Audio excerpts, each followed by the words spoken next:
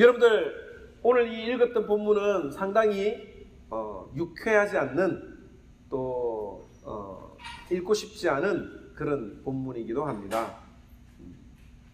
만약에 우리가 연극을 한다고 하면 예수님의 12제자에 대해서 우리가 연극을 한다고 할 때 이 가룟 유다를 맡을 사람 이렇게 하면 손을 들 사람이 어디에 있겠습니까? 그죠? 다 아마 찝찝해서 바꿔달라고 그럴 거예요. 왜 우리가 그런 생각을 가지느냐면 이 가룟 유다가 예수님을 배신했기 때문에 그렇습니다. 그런데 우리가 다르게 한번 생각을 한번 해봅시다. 만약에 이 가룟 유다가 배신을 안 했다면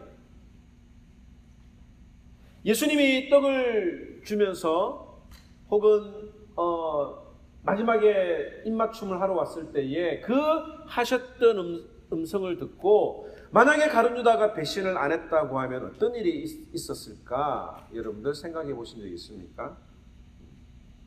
예수님이 잡히지 않으셨고 또 십자가 처형을 받지 않으셨을 거예요.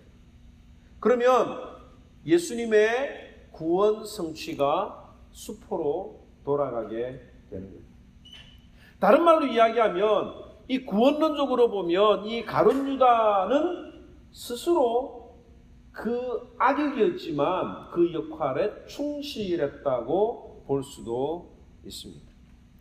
여러분들 우리가 보통 그 배우들이 연기를 할 때 악역을 너무 잘하면 막 지나가는 사람들이 막 때린다 그러잖아요.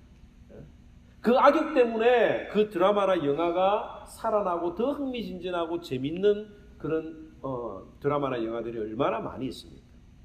그거 뭐냐면 그 악역을 성실하게 잘 연출했기 때문에 그런 일이 일어나게 되는 거예요. 마찬가지로 가룟 유다도 이 구원론적인 관점에서 볼 때 예수님의 구원을 위해서 악역이었지만 누구도 하고 싶어하는 그런 일은 아니었지만 이 가룟 유다가 악역을 맡았고 그 역할을 누구보다도 잘 소화해냈다. 그래서 이 가룟 유다에게 상을 줘야 된다 라고 생각을 하는 사람들이 있습니다. 이런 생각들이, 이런 주장들이 바로 유다복음에서 나오는 내용이에요. 여러분들 유다복음이라고 하는 거 들어보셨어요? 2006년에 번역이 되어서 발표가 되었던 책인데 이 유다복음은 가룟 유다가 저자는 아니에요.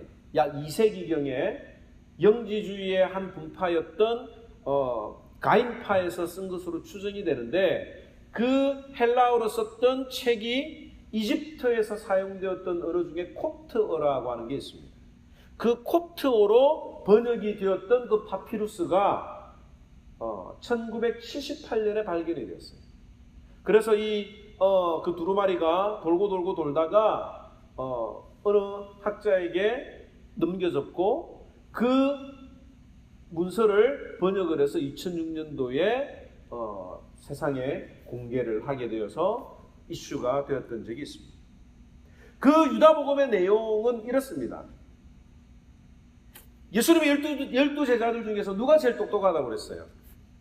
가룟 유다라고 그랬잖아요. 왜 가룟 유다가 제일 똑똑했느냐면 예수님의 메시지를 정확하게 잘 이해했어요. 이 다른 제자들은 예수님이 십자가에 못 박혀 돌아갈 것이라고 하는 것을 가르쳐줘도 빨리 캐치를 못한 거예요. 그게 무슨 뜻인지 알지도 못했는데 이 가룟 유다는 그 예수님의 메시지를 듣는 순간 이거 뭔가 잘못되고 있구나. 이 예수님이 예루살렘에 가서 정말 정권을 붕괴시켜야 되는데 이 지금 상황이 잘못 돌아가고 있구나라고 하는 사실을 가장 먼저 깨달았던 사람이 바로 이 가룟 유다였습니다. 뿐만 아니라 돈괴를 맡을 정도로 신임을 받았고 아주 똑똑했던 사람이었죠. 그런데 이 예수님의 12제자 중에 가장 똑똑했던 그 가룟 유다에게 예수님이 자신을 배신하라고 직접 이야기를 했다고 하는 겁니다. 왜냐하면 그 역할을 잘 감당할 수 있는 사람이, 그 메시지를 잘 이해할 수 있는 사람이 가룟 유다였기 때문에 그렇다는 거예요. 그래서 이 가룟 유다는 배신자가 아니라 자신의 역할을, 예수님의 구원 사역을 잘 감당하도록 했던 그런 칭찬을 받아야 되는 사람이다, 제자다라고 주장하는 내용이 바로 이 유다 복음이라고 하는 내용 중에 나와 있습니다. 또 이 빌트 옌스라고 하는 사람이 유다의 재판이라고 하는 소설을 썼어요. 그 소설책에는 어떤 내용이 기록이 되어 있느냐면 이런 어떤 이유 때문에 가룟 유다가 성인으로 추대를 받아야 된다라고 하는 문제를 제기를 합니다. 그리고 그 문제 제기로 인해서 로마 교황청에서 서로 이 갑론을박하는 그런 내용의 줄거리의 소설이 바로 유다의 재판이라고 하는 소설책이 있습니다. 만약에 여러분들이 이 가룟 유다가 정말 악역을 잘했다고 하면 칭찬을 받아야 되지 않은가라고 하는 그런 생각을 한번 해본 적이 있다고 하면 여러분들도 모르는 사이에 이런 어떤 사상에 접했기 때문에 여러분들이 그런 생각을 할 수가 있는 거예요. 그러면 이 문제를 과연 어떻게 풀어야 되는가? 이 문제는 여러분들이 가지고 있는 다른 문제하고도 연결이 되어 있어요.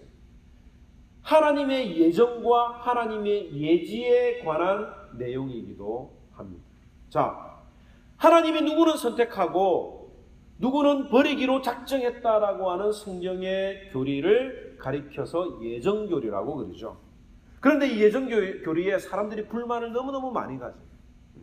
하나님 불공평한 거 아닌가 이거죠. 누구는 선택하고 누구는 버려둔다고 하면 하나님은 정말 불공평한 분이다. 하나님의 선택에 의해서 구원이 나뉜다고 하면 그건 사람의 잘못이 아니라 하나님의 잘못 아니냐라고 주장을 하게 됩니다. 물론 이 문제가 쉽게 설명이 될 부분은 아니지만 저는 이 내용을 오늘 읽었던 이 본문의 내용과 연관시켜서 여러분들에게 한번 설명해 보려고 합니다. 결론부터 이야기하면 가룟 유다는 그 잔을 피할 수가 있었습니다. 그리고 회개할 기회가 분명히 있었고 그 회개할 기회를 잡았다고 하면 그는 오늘날 사람들의 입에 내리는 그런 저주의 대명사가 되지 않았을 수도 있습니다. 가룟 유다가 자기 자신이 직접 선택한 거예요. 다른 말로 표현하면 가룟 유다가 아니어도 하나님은 얼마든지 다른 사람 혹은 다른 방법으로도 구원 계획을 성취하실 수가 있는 겁니다. 우리가 흔히 이 예정론을 운명론 혹은 숙명론으로 오해를 하기도 합니다. 제가 고등학교 다닐 때 교회 친구하고 밤새도록 수다를 떨면서 이런 이야기를 했어요. 자, 이 앞에 콜라가 있고 사이다가 있다. 응?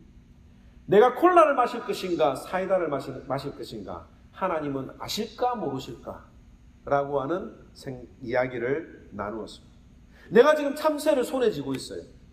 이 참새를 손에 쥐고 있는데 이 손을 펼쳐서 날려보낼지 아니면 내가 잡아서 죽일지를 하나님이 알고 계실까? 아니면 하나님이 어떤 것을 예정하셨을까? 라고 하는 생각을 해본 적이 있습니다. 여러분들 그런 생각 해본 적 없어요? 하나님 우리의 모든 인생을 다 예정해놨다고 하면 그럴 수 있는 거잖아요. 그런 고민을 해볼 수 있는 거잖아요. 그런데 하나님은 이런 분이 아니에요. 사람이 쪼잔하게 이런 문제로 왈가왈부하지 이런 문제는 하나님이 우리 마음대로 하게 하시는 거예요. 내가 콜라를 마시든지 내가 사이다를 마시든지 머리를 이쪽으로 넘기든지 이쪽으로 넘기든지 까만 옷을 입든지 흰 옷을 입든지 그건 우리 마음대로 하는 거예요. 하나님이 그런 것들을 예정해 두시지는 않았습니다. 이게 바로 자유의지라고 하는 거예요. 내 마음대로 할 수 있는 거예요. 솔직히 우리가 하나님을 믿는다고 하면서도 내가 결정하는 거잖아요. 내가 다 하는 거잖아요. 이 자유의지는 하나님이 우리에게 주신 선물인데 이 자유의지가 우리 마음대로 행한다고 생각을 하는데 이 자유의지가 하나님의 큰 계획 안에서 작동이 되는 거예요. 즉 인간의 자유의지가 내 마음대로 하지만 하나님의 뜻을 바꾸지 못하는 게 있어요. 그게 뭐냐면 구원에 관한 부분이에요. 하나님이 우리를 향한 가장 큰 관심사는 인간의 구원 문제입니다. 우리가 뭘 입고 뭘 먹고 뭘 사고 이런 거에 대해서 그렇게 관심이 있는 게 아니에요. 하나님 우리에게 관심이 있는 건 뭐냐면 인간의 구원 문제입니다. 인간이 타락할 것을 미리 아셨을까요? 모르셨을까요? 예?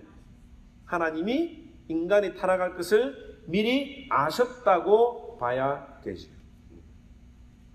하나님께서는 우리 인간에게 자유의지를 주셨고 그 자유의지를 어떻게 사용하는지 궁금해 하셨습니다. 여러분들 자녀들에게 돈을 줄 때 이 돈을 주면 처음에 돈을 줄 때 이 돈을 가지고 뭘 할지 궁금하지 않으세요? 이 아이들이 그 돈을 잘 계획을 해서 자기가 필요한 것 사고 또 저축도 하고 하기를 아마 여러분들이 원하실 거예요. 그런데 또 한편으로는 이걸 제대로 쓰지 못하면 어떻게 하지? 라고 하는 불안한 마음도 있잖아요.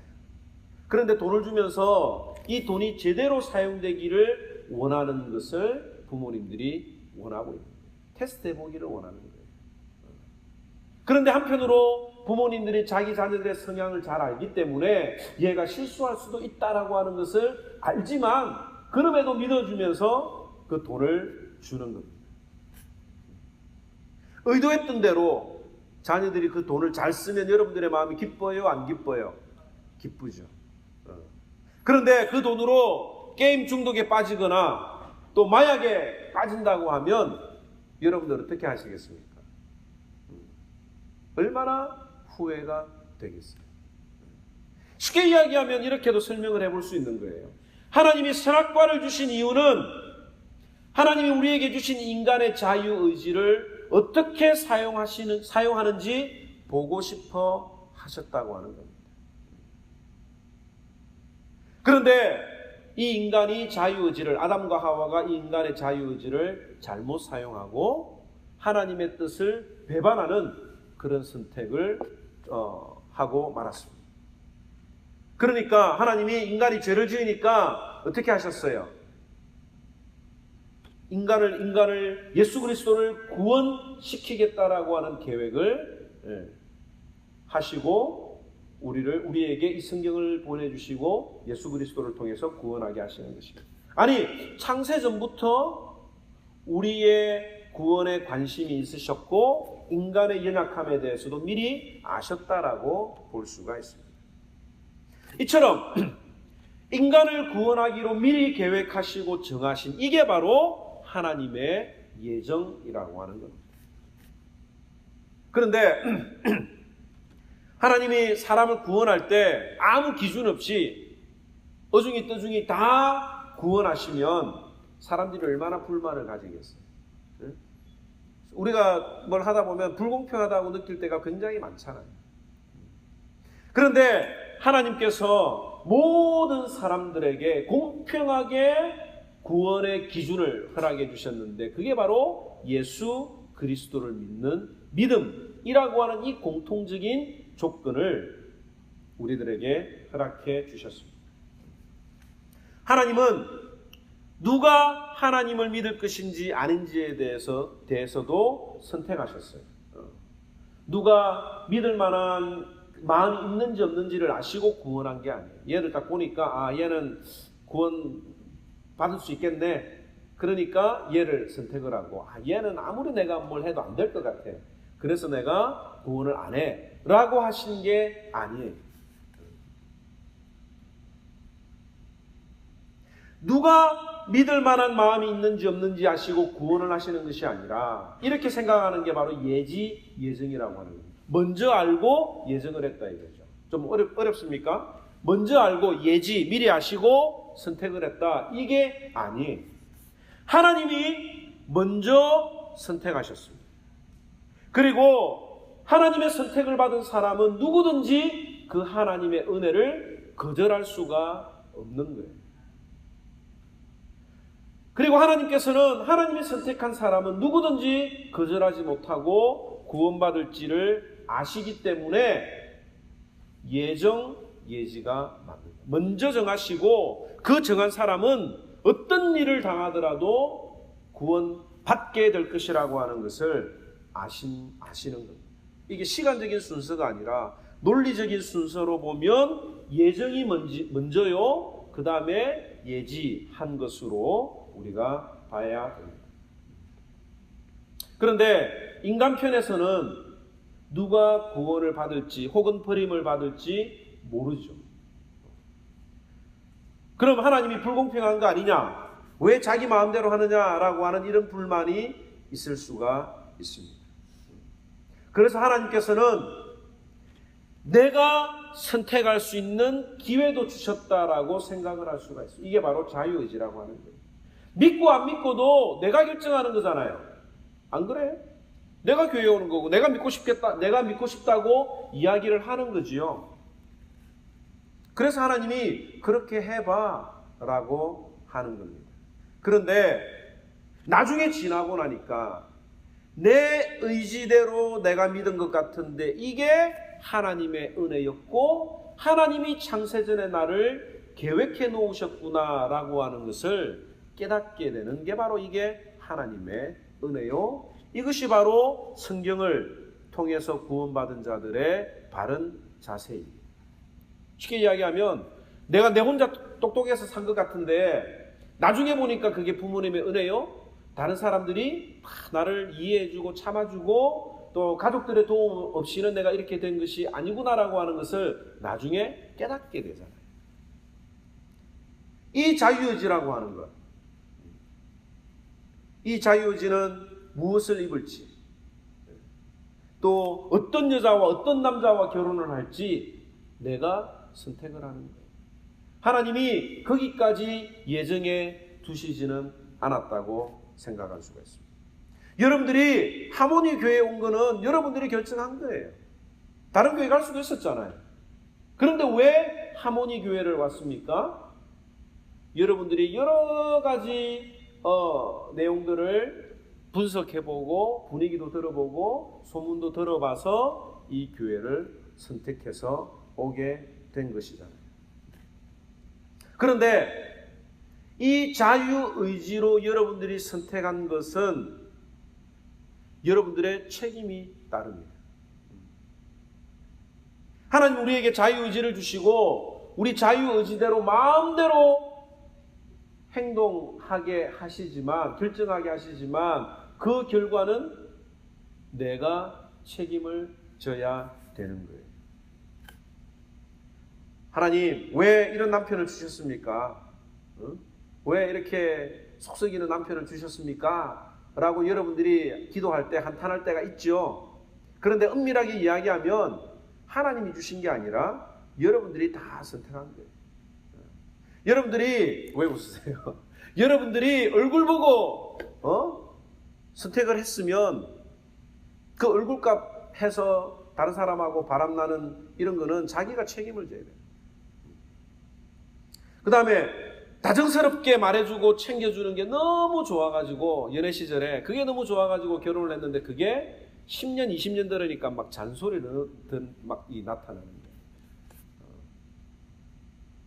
여러분들이 다 결정을 하고 여러분들이 책임을 져야 되는 겁니다. 저는 17살 때부터 결혼을 하고 싶어 했었어요.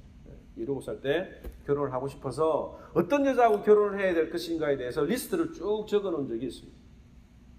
그런데 1순위하고 2순위가 뭐였느냐면 하나님을 정말 사랑하는 사람, 그 다음에 두 번째는 말이 통하는 사람이었어요.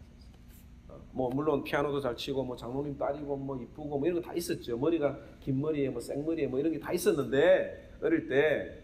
그런데 그 1순위, 2순위가 바뀌지 않았기 때문에 저는 지금도 감사하고 행복하게 살아갈 수 있는 거예요.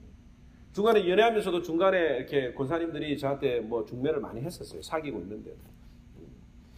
이쁜 사람들도 있었고요. 이렇게 잘 나가는 사람들도 있었지만 그 가운데 내가 정해놓았던 그 우선순위를 바꾸지 않았다고 하는 것이 얼마나 감사한지 모릅니다. 여러분들이 우선순위를 정해놓고도 결혼할 때, 연애할 때 보면 뭐라고 표현합니까? 콩깍지가 씌었다고 그러잖아요. 그 콩깍지가 씌어서 내가 평상시에 정해놓았던 그 우선순위가 바뀌어버려서 얼마나 나중에 후회하고 땅을 치는 그런 일들이 일어나게 됩니다. 그래서 어떤 순간에도 믿음 가운데서 그 정해놓았던 우선순위가 변하지 않도록 늘 기도하고 깨어있는 게 중요한 겁니다. 제가 이 이야기를 하는 건 뭐냐면 우리 의지로 다 결정을 하는 거란 말이에요. 우리 의지로, 자유의지로. 그런데 단 구원에 관한 내용은 빼고 말입니다. 우리가 아무리 무슨 짓을 해도 하나님의 구원 계획만큼은 바꿀 수 없다. 이게 예정이라고 제가 설명을 했습니다. 사람이 이 세상을 움직이는 것 같지만 결국에는 이 세계가 하나님의 계획하신 방향으로 흘러갈 수밖에 없는 거예요. 중간에 히틀러 같은 사람이 나타나고 또 가룟유다와 같은 사람이 나타나지만 그건 이 사람들이 잘못해서 그런 거예요. 하나님이 악을 계획해 놓으시지는 않습니다. 하나님이 죄를 허용하시는 분이긴 하지만 죄를 만드신 분이 아니에요. 어떤 사람들은 이 자기 의지를 잘못된 곳에 사용을 하기 때문에 그런 일들이 일어나고 마는 것입니다. 오늘 이 가룟유다가 그 좋은 예가 되는 거예요. 자, 하나님은 예수님을 향해서, 예수님을 통해서 구원하시겠다라고 하는 큰 계획을 가지셨습니다. 그리고 한 사람이 은 30냥으로 배반할 것이라고 하는 것을 구약에 예언하셨어요. 스가랴 11장 12절에서 23절에 보면 은 30개를 달아 예수의 값을 삼고 그 은 30을 토기장이에게 던질 것에 대해서 예언을 하셨습니다. 그런데 누가 배반할 건지에 대해서 예수님이 밝히고 있지 않아요. 한 배신자에 대한 예언은 있었지만 유다에 대한 인적 사항은 없었습니다. 또 신약으로 넘어와서 그 배신자의 후보가 12명으로 줄어들었습니다. 후보가 요한복음 6장 70절에 보면 예수님이 12를 택하셨는데 너희 중에 하나는 마귀라고 이야기를 하고 있습니다. 물론 유다를 두고 하신 말씀이었지만 그때까지만 해도 유다에게는 기회가 있었던 거예요. 예수님이 누구라고 이야기를 안 하셨잖아요. 만약에 유다가 이때 회개를 했다고 하면 하나님께서는 유다가 아닌 다른 사람을 통해서도 배신을 하게 하셨을 것입니다. 그런데 이 가룟유다는 자기 의지로 예수님을 배반했고 그 상황을 그 상황을 성경에서 사탄이 가룟유다 속으로 들어갔다라고 표현을 했습니다. 누가복음 22장 3절에 보면 또 요한복음 13장 2절에 보면 6월절 만찬이 끝날 무렵에 이제 마귀가 시몬의 아들 가룟유다의 마음속에 그분을 배반하여 넘겨주려는 생각을 넣었다라고 이야기를 하고 있습니다. 여러 차례 주님의 경고에도 불구하고 유다의 결심이 드디어 섰다고 하는 것을 아시고 예수님이 그때 가룟유다를 정확하게 지적을 하시고 자신을 배반할 자라고 이야기를 했습니다. 마태복음 26장 24절 앞에 있는데 한번 읽어볼까요? 마태복음 26장 24절을 보면 이렇게 기록이 되어 있습니다. 사람의 아들은 자기에 대하여 기록된 대로 가거니와 사람의 아들을 배반하여 넘겨주는 그 사람에게는 화가 있으리로다. 그 사람은 차라리 태어나지 않았더라면 자기에게 좋을 뻔하였느니라 하시니라. 여기 기록된 대로 가는 사람은 누굽니까? 예수님이에요. 기록된 대로 가는 분은 예수님 자신뿐입니다. 오직 예수님의 십자가의 길만이 예언대로 성취가 되는 거예요. 그런데 기록되지도 않았는데 스스로 나쁜 선택을 하는 유다는 태어나지 말았으면 좋았을 만큼 불행한 자라고 예수님이 평가를 해 주셨습니다. 다시 한 번 더 이 전체적인 내용을 정리를 하면 하나님은 구원에 대해서 선택과 유기를 하십니다. 선택을 하시고 버리십니다. 하나님이 버린 사람들은 착한 일을 해도 지옥에 갑니다. 자신이 안 믿겠다라고 선택하게 그냥 내버려 두시는 거예요. 그러나 이 가룟 유다나 히틀러처럼 크게 하나님을 대적하는 자들은 사탄에게 자신을 내어주고 악역을 자처했기 때문에 그렇게 된 겁니다. 여러분들 총대 맨다는 말 아시죠? 오늘 누가 총대를 맨데 어떤 문제나 이슈가 있을 때 많은 사람들이 거기에 동의를 하지만 총대를 매는 사람들은 자신이 자처한 사람들이에요. 모두가 다 민주화를 위해서 갈망을 할 때 더 앞장선 사람들은 성공하면 영웅으로 대접을 받지만 실패하면 그 책임까지도 다 물어야 했습니다. 물론 시대적인 상황과 또 남들보다 더 크게 느끼는 부담감이 그에게 있었겠지만 그래도 그는 선택할 수도 있었고 거절할 수도 있는 거예요. 오늘 왜 이렇게 거창하게 이런 이야기를 하느냐면 이 오늘 본문에 보면 예수님을 십자가에 못 박았던 데 앞장섰던 사람들이 쭉 나오기 때문에 오늘 살펴볼 가룟 유다와 그 유다의 지도자들과 그리고 총독 빌라도와 또 헤롯 이런 군중들 이런 사람들이 다 이 사탄에게 사로잡혀서 주님을 대적했던 자들이기 때문에 제가 이 설명을 했던 것입니다. 사탄에게 사로잡혔던 사람들, 자기 의지를 사탄에게 내어주고 말았던 사람이 누구냐? 첫째로 가룟 유다죠. 여러분들 세상 법정에서 제일 영향력이 있는 증인이 누구예요? 어떤 기업의 부정한 부패한 내용을 밝히는데 그 부패한 내용을 밝히는데 증인으로 채택될 때 누가 제일 큰 영향력이 있습니까? 밖에서 보고 들은 사람보다는 그 내부에 있었던 내부 고발자가 누구보다도 힘이 있습니다. 그 사람이 만약에 증인이 되어준다고 하면 정말 검사로서는 땡큐죠. 그런데 이 가룟 유다는 앞으로 살펴보겠지만 빌라도의 법정이나 헤롯의 법정이나 심지어 대제사장들의 법정에도 증인으로 나서지 않았습니다. 왜 이 가룟 유다가 증인으로 나서지 않았을까요? 가룟 유다는 예수님이 누구보다도 아무런 죄가 없다라고 하는 사실을 잘 알았기 때문이에요. 마태복음 26장 20절에 보면 거짓 증인이 많이 왔으나 얻지 못했다라고 이야기를 했죠. 또 마가복음에는 대제사장들과 온 공회가 예수를 죽이려고 그를 칠 증거를 찾았으나 얻지 못했다라고 이야기를 하고 있습니다. 증인이 없어서 우왕좌왕하고 있을 때 바로 가룟 유다가 딱 나서가지고 예수님의 부정한 것이나 예수님의 비리를 밝히면 확실한 증인이 될 수가 있는 거예요. 그러나 그는 그렇게 할 수가 없었습니다. 왜? 예수님이 무지하다라고 하는 사실을 알았기 때문입니다.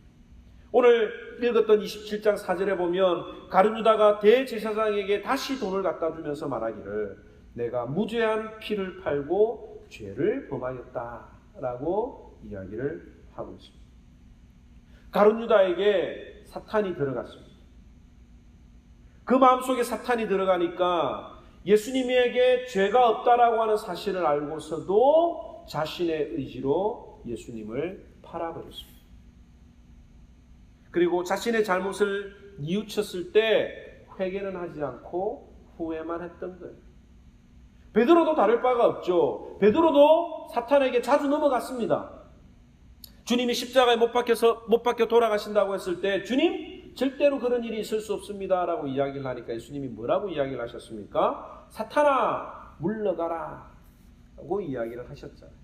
누가복음 22장 31절에도 보면 시몬아 시몬아 보라 사탄이 너희를 밀가부르듯 하려고 요구하였으나 내가 너를 위하여 내 믿음이 떨어지지 않기를 기도하였으니 너는 돌이킨 후에 내 형제를 굳게 하라고 하셨습니다.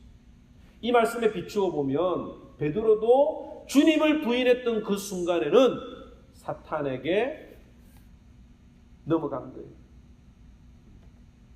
사탄이 그 베드로의 두려움을 이용했다고도 볼 수가 있습니다. 그런데 닭이 우는 소리에 주님의 말씀을 깨달았기 때문에 베드로가 회개할 수 있었던 거죠.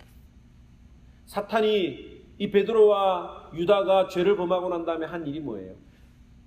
사탄이 그 사람들의 기질을, 생각을, 마음을 잘 이용해서 넘어지게 합니다. 예수님을 팔게 합니다. 그리고 난 다음에 사탄이 하는 게 뭐냐면 정죄를 하는 거예요. 네가 하는 게 그렇지. 네가 무슨 하나님의 아들이냐. 네가 무슨 하나님의 자녀냐. 너는 이제 하나님 앞에 죽었다. 네가 이런 죄를 짓고도 네가 하나님 앞에 살아날 수 있겠느냐라고 사탄이 정죄를 하는 거예요. 그 정죄를 받은 베드로는 정죄를 받았음에도 불구하고 주님의 눈동자를 바라보며 주님의 사랑을 크게 느꼈고 주님 앞에 나아가서 회개할 수가 있었던 것입니다. 그러나 유다는 이 사탄의 정죄에 빠져서 자기 스스로 견뎌내 보려고 하다가 결국 자살함으로써 자기 인생을 끝까지 책임지려고 했던, 자살을 했던 그런 선택을 하고 말았던 것입니다. 자살에 대해서 다음에 또 기회가 되면 이야기를 하겠지만, 자살을 했다고 해서 구원을 받았느냐 못 받았느냐의 문제는 성경이 이야기를 하고 있지 않아요. 구원은 예수 그리스도를 통해서만 구원을 받을 수가 있습니다. 그러나 성경을 통해서 볼 때 예수 그리스도 앞에 거듭난 사람들은 자기 생명을 자기 마음대로 하지 않을 거라고 하는 것을 성경을 통해서 알 수가 있죠. 그 다음에 두 번째, 이 유대 지도자들을 한번 봅시다. 새벽에 불법회의가 있었습니다. 오늘날로 치면 날치기 법안을 통과시킨 거예요. 충분한 시간도 없었고 그 죄를 입증할 만한 증인과 증거도 없었습니다. 주님의 말씀보다는 자신의 이익과 자존심을 위해서 그냥 막 밀어붙였던 자들이에요. 그래서 날치기로 결정하고 난 다음에 예수님을 어디로 보냈느냐면 당시 총독이었던 빌라도에게 보냈습니다. 빌라도에 대해서는 다음에 제가 설명을 할게요. 그 이유는 자신에게는 예수님의 그 죄를 묻고 또 사형을 언도할 만한 아무런 권한이 없었기 때문이에요. 그래서 그 사형을 시킬 수 있었던 로마 정부의 그 권력이 있다고 하는 사실을 알고 예수님을 빌라도에게로 데리고 갔습니다. 그런데 재밌는 내용들이 나와요. 재밌는 내용이 뭐냐면 요한복음 18장 28절에 보면 그들이 예수를 가야바에게서 관정으로 끌고 가니 새벽이라 그들은 더럽힘을 받지 않고 유월절 잔치를 먹고자 하여 관정에 들어가지 아니하더라. 그러므로 빌라도가 밖으로 나가서 그들에게 말하되 라고 이야기를 했습니다. 자, 유대인들의 장로들이, 대제사장들과 서기관들이 예수님만 빌라도에게 보내고 빌라도의 집 안으로 안 들어가는 거예요. 왜 안 들어갔느냐면 율법을 해석하고 있는 그 미시나에 따르면 유대인들이 유월절에 이방인의 집에 들어가게 되면 불결하게 되는 거예요. 부정하게 되기 때문에 이방인의 집에 들어간 자들은, 이방인과 함께 했던 자들은 7일 동안 유월절의 잔치에 참여할 수 없다고 규정을 해놓았습니다. 그래서 이 대제사장들과 바리새인들은 빌라도 관정에 들어가지 않은 이유가 뭐냐면 이방인이 거하는 관정에 들어가면 부정해지고 자신들이 유월절 잔치에 참여할 수 없기 때문에 그 빌라도 관정에 들어가지 않았던 것입니다. 빌라도도 이 사실을 알고 나가서 이야기를 하고 다시 예수님이 계신 그 안으로 들어가서 예수님을 신문했던 것입니다. 이 종교 지도자들이 겉으로 보면 율법을 지키기 위해서 최선을 다한 것 같아요. 그 율법에 하나님의 아들이라고 하는 그 내용을 듣고 자신들의 옷을 찢으면서 그 율법을 지키기 위해서 최선을 다했던 것 같지만 그 율법을 자신의 이익을 위해서만 사용했던 위선자들. 왜 그러느냐면, 자, 잘 들어보세요. 처음에 대제사장의 집에서 모였을 때 예수님의 죄명이 뭐였습니까? 신성모독이죠. 하나님의 아들이라고 하니까 그 신성모독 때문에 예수님을 죽이려고 했습니다. 그런데 예수님을 빌라도에게 끌고 가서는 뭐라고 이야기를 했습니까? 신성모독이 아니라 신속모독은 유대인들에게는 사형에 해당되는 벌이지만 로마 사람들에게는 신속모독이 사형에 해당되는 죄가 아니에요. 그래서 신속모독죄에서 로마에 대한 반역죄로 바꾸어서 기소를 했던 것입니다. 얼마나 이게 이율배반적인지 몰라요. 율법을 지키기 위해서 이방인이었던 빌라도의 관정에는 들어가지 않았으면서도 예수님을 죽이기 위해서 예수님의 죄목을 바꾸는 일은 서슴지 않게 생각을 했던 것입니다. 이게 바로 사탄의 모습이에요. 고린도서 11장 13절에서 15절에 보면 저런 사람들은 거짓 사도요 괴율의 역군이요 자기를 그리스도의 사도로 가장한 자들이니라. 이것이 이상한 일이 아니라 사단도 자기를 광명의 천사로 가장하나니 그러므로 사단의 일꾼들도 자기를 의의 일꾼으로 가장하는 것이 또한 큰 일이 아니라 저희의 결국은 그 행위대로 되리라. 사탄은 외모에 관심이 많아요. 겉으로 하는 일에 더 관심을 많이 가집니다. 반대로 성경은 우리의 마음을 더 중요하게 보는 거예요. 성경은 눈에 보이는 다른 사람들의 시선을 위해서 자꾸 속이게 하고 내가 아닌 것처럼 위선자로 행동하게 하잖아요. 그런데 성경은 우리들의 마음이 날마다 부패했다고 이야기를 하고 있지 않습니다. 혹 우리들 가운데 이 보이는 데에 특별히 신경을 쓰는 사람들은 이 사단의 유혹에 넘어가지 않도록 더 조심을 해야 합니다. 2016년도에 강남의 한 유명한 산부인과에서 의료사고가 일어났습니다. 양수가 터진 어느 산모가 오전 6시에 주일날 오전 6시에 병원에 가서 입원을 했습니다. 그런데 담당 의사는 10시가 지나도록 나타나지 않았고 10시간이 지나고 나서야 분만을 했는데 분만을 한 직후에 아이는 치명적인 뇌 손상을 입었고 대형 병원에 옮겼으나 3개월 만에 죽고 말았습니다. 그런데 이 담당 의사가 빨리 오지 못한 이유가 뭐였느냐라고 하면 주일 예배 단주 때문이었다라고 하는 기사가 실렸습니다. 그 일로 인해서 의료 분쟁이 일어났어요. 또 그 의료 분쟁이 일어났을 때 이 의사가 간호사들에게 기록을 조작하라고 한 정황도 드러났을 뿐만 아니라 피해자인 산모를 상대로 명예훼손죄로 고발을 했습니다. 그리고 자기는 새로운 산부인과를 열었고 그 고소를 당했던 산모는 두 번째 가졌던 아이도 스트레스로 유산을 하고 하는 일이 일어났습니다. 사실 이런 일들이 우리들 가운데 비일비재하게 일어나잖아요. 내 신앙을 지키기 위해서 다른 사람들에게 손해를 주는 일들을 우리가 얼마나 많이 합니까? 하나님의 성전을 사모하는 열심이 주님을 삼켰다라고 하는 표현이 성경에 있을 만큼 교회를 사랑하는 일이라고 하면서도 주님을 아프게 하는 일들이 얼마나 많이 일어나느냐라고 하는 거예요. 제가 만약에 그 의사의 담임 목사라고 하면 주일날 차라리 문을 닫으라고 이야기를 할 거예요. 만약에 주일날 자기가 그 당직을 지키지 못하면 제가 누누이 이야기하잖아요. 내가 명절날, 다른 날, 공휴일날 내가 당직을 쓰더라도 주일날 다른 사람을 대치해놓고 예배를 가서 드려야 되잖아요. 우리가 주님을 사랑하고 교회를 사랑하는 일이라고 말하면서도 주님을 아프게 하는 일들이 얼마나 많이 하는지 모릅니다. 하나님 우리에게 자유의지를 주셨어요. 그 자유의지를 밖으로 드러나 보이는 사람들에게 인정을 받으려고 하는 그런 것으로 여러분들이 사용하지 않기를 바랍니다. 여러분들이 이 자유의지에 따라서 오늘 교회에 올 수도 있었고 안 올 수도 있었던 거예요. 하모니 교회 올 수도 있었고 다른 교회를 선택할 수도 있었습니다. 복음을 전할 수도 있고 복음을 전하지 않을 수도 있습니다.